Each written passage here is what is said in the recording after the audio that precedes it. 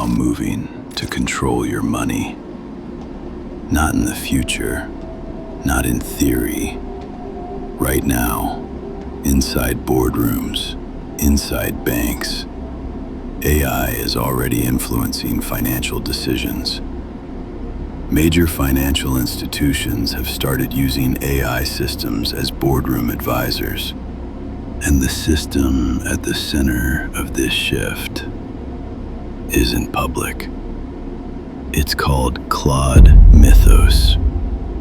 Developed by Anthropic, Claude Mythos is an AI model so powerful it was never released to the public. Not because it failed, but because it worked too well.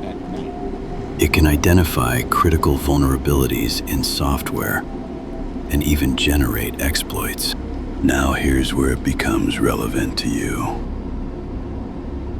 This same system is being tested inside banks. Under a controlled program known as Project Glasswing, major financial institutions are using Mythos to analyze systems and guide decisions. The justification is simple. Better security, better analysis, better decisions. But Claude Mythos doesn't think, it predicts. It scans patterns across massive data sets, finds weaknesses, and recommends outcomes based on probability, not judgment. And here's what makes it different. This AI doesn't just analyze financial data. It understands the systems behind it.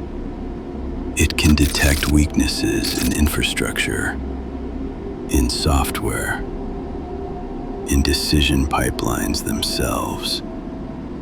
In testing, it uncovered thousands of vulnerabilities, some that existed for decades.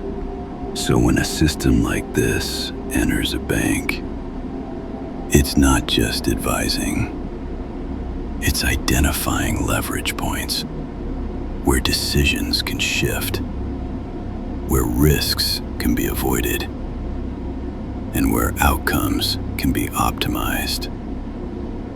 In other words, where money moves and why. And the most concerning part, this isn't public.